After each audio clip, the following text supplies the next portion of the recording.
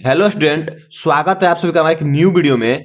1 मार्च के दिन अगर आप सभी गणित का पेपर है और आप क्लास 10 के छात्र हैं तो यह वीडियो आपके लिए बहुत ही इंपॉर्टेंट होने वाला है।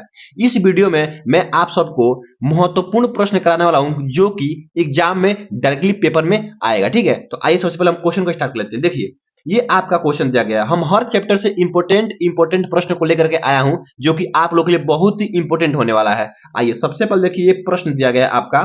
प्रश्न को सबसे पहले पढ़ लीजिएगा। ठीक है, और गणित का क्वेश्चन ऐसा आता है ना, सबसे पहले आप लोग क्वेश्चन को समझिएगा फिर बनाइएगा। ठीक है, क्वेश्चन को समझ में नहीं आएगा तो आप लोग हल नहीं कर पाएंगे। तो देखिए कह रहा है कि यदि a बराबर 2 का घात 2 गुणे 3 का घात 3 गुणे 5 का घात 4 और b बराबर 2 का घात 3 गुणे 3 का घात 2 गुणे 5, तब HCF A इंटू बी यानी a कमा बी यानी a कमा बी का इन दोनों का आपका HCF निकालना है, मौसम निकालना है। तो देखिए यहाँ पे यानी HCF आपको निकालना है किसका, a और b का, a और b का। तो ये आपका क्या निकालना है, HCF।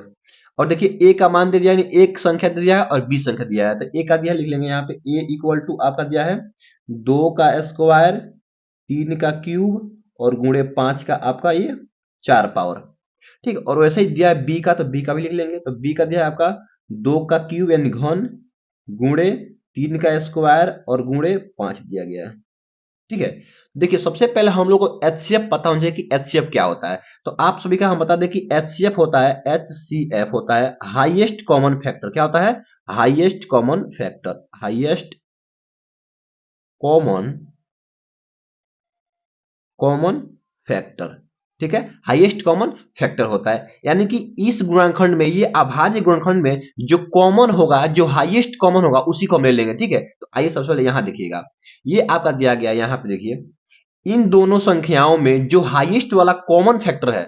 देखिए जैसे 2 का पावर यहाँ पे 3 है और यहाँ 2 का पावर 2 है, तो 2 के पावर 3 यानी हाईएस्ट वाला लेंगे। तो यहाँ पे आपका एचसीएफ हो जाएगा, एचसीएफ इक्वल टू लिखेंगे। देखिए इन दोनों में घात किसका बड़ा है, इसका, तो 2 का घात कितना हो जाएगा, 3। फिर गुणते इन दोनों में घात किसका बड़ा है, 3 का, ये 2 है 3, तो 3 का पावर आपका 3 हो जाएगा। गुणे इन दोनों में किसका घात बार है, तो ये आपका ये हो जाएगा क्या, 5 का पावर 4। तो यही क्या हो जाएगा, आपका एचसीएफ हो जाएगा। तो ऐसे ही लिख देंगे इसका क्या, एचसीएफ। आप चाहते हैं तो इनको गुणा करके भी लिख सकते हैं, लेकिन हम इतना ही आंसर लिख रहे हैं। ठीक है, अगला क्वेश्चन देखते हैं। देखिए अगला क्वेश्चन क्या दिया गया है। अगला क्वेश्चन देखिएगा, ये क्वेश्चन नंबर 2 दिया गया है।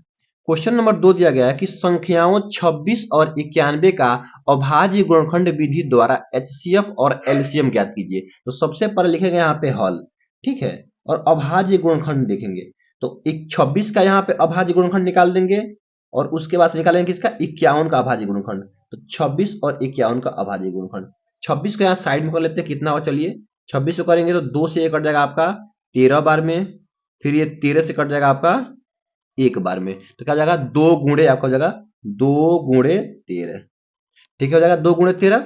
उसको से 51 का करेंगे, 91 का, तो 91 का क्या हो जाएगा आपका, 91 का करेंगे यहाँ पे। तो देखिए 3 से कटेगा, नहीं कटेगा, एक बार कटेगा 7 से कटेगा और में 13 बार में, और फिर कटेगा क्या, 13 से आपका 1 बार में। तो 7 गुणे 13, 7 गुणे आपका हो जाएगा क्या, ये 13 हो जाएगा। ठीक है, 7 गुणे 13 हो जाएगा। अब देखिए 26 और 91, 26 और 91 का ये आपका अभाज्य गुणनखंड निकल गया। तो सबसे पहले वो निकालना है एचसीएफ, यानी कि एचसीएफ यानी कि मौस। तो एचसीएफ बराबर क्या होगा, देखिए एचसीएफ बराबर जो दोनों में कॉमन हो, तो दोनों में क्या कॉमन है, 13 है, तो केवल 13 कॉमन है, ये 13 आपका एचसीएफ पहला का आंसर हो जाएगा, एचसीएफ आपका निकल गया। ठीक है, और पूछ रहा है एलसीएम भी निकालना है। तो एलसीएम में क्या होता है, एलसीएम में जो कॉमन होता है उसको भी लिखते हैं। तो पहले जो कॉमन है, 13 कॉमन है तो 13 को लिख लेंगे, और जो कॉमन नहीं होता है इसको भी, 2 और 7 कॉमन नहीं है तो 2 को भी लिख लेंगे और 7 को भी लिख लेंगे। ठीक है, तो अब गुणा कर देंगे, तो हो जाएगा आपका, देखिए 13 दूना 26 और 26 गुणे 7, जब गुणा करेंगे तो आपका कितना हो जाएगा, यहाँ पे करेंगे देखिए 7 छके 42 के 2 हासिल का 4 हो जाएगा, और उसके बाद से 7 दूना 14 4 18, आपका 182। तो यही आपका 182 का हो जाएगा, आंसर हो जाएगा। तो इस तरीके से आप लोग इसका अभाज्य गुणनखंड निकाल सकते हैं। आइए अगला क्वेश्चन देखते हैं, चलिए देख लीजिए, ये आपका अगला क्वेश्चन दिया गया है। क्वेश्चन नंबर देखिएगा 3। क्वेश्चन नंबर 3 कह रहा है कि बहुपद x square minus 2x minus 3 के शून्यक ज्ञात कीजिए और शून्यांकों का योगफल तथा गुणनफल ज्ञात कीजिए। तो सबसे पहले क्या करेंगे, हम यहाँ लिखेंगे हल, और हल निकले बाद से कैसे करेंगे हम लोग, देखिए यहाँ पे जो ये दिया गया आपका बहुपद एक्स स्क्वायर माइनस 2x-3, ठीक है। तो इसका क्या करेंगे, गुणनखंड करेंगे और यहां से हम लोग शून्य का निकालेंगे। तो मध्य पद को तोड़कर गुणनखंड करेंगे, तो करते हैं एक्स स्क्वायर।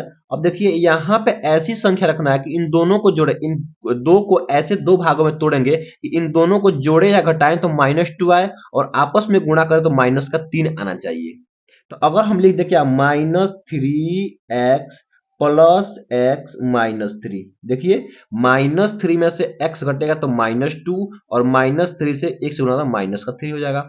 इन दोनों में हम x कॉमन कर लेंगे तो क्या हो जाएगा, x -3 हो जाएगा और इधर हम केवल +1 कॉमन करेंगे तो x -3 हो जाएगा। इधर x -3 और इधर x -3, तो x -3 एक ब्रैकेट में और इधर क्या जाएगा x +1 एक ब्रैकेट में, ठीक है। अब देखिए अब ये दोनों आपका गुणनखंड हो गया, तो एक कर देंगे का x -3 एक बराबर इक्वल टू 0, तो x इक्वल टू आपका +3 आ जाएगा क्योंकि इधर जाएगा तो माइनस का था प्लस हो जाएगा और यहाँ पे x +1 इक्वल टू 0 करेंगे तो आपका x इक्वल टू -1। देखिए दो ठो आपका ये शून्य का निकल गया, एक +3 और एक x का माइनस का। अब हम लोग क्या निकालना है, शून्यांकों का योगफल। लिख देंगे क्या, यहाँ पे लिखिएगा, जगह या नहीं है तो यहाँ लिख दे रहे हैं शून्यांकों का पहले निकालेंगे योगफल। योगफल, योगफल क्या होता है, alpha plus beta, alpha plus beta. तो हम इसी को मान लेंगे, एक को अल्फा मान लेंगे और एक को बीटा मान लेंगे। तो चलिए एक को 3 है और एक क्या है -1, तो प्लस और माइनस का 1 कर देंगे तो क्या हो जाएगा आपका, यहाँ पे हो जाएगा 3 अब प्लस माइनस -1 कितना हो जाएगा आपका, यहाँ पे 2 हो जाएगा, ये 2 हो जाएगा आंसर। ये हो गया। उसके बाद से क्या निकालना है, देखिए यहाँ पे निकालना है शून्यांकों का गुणनफल। लिख लेंगे यहाँ पे क्या, शून्यांकों का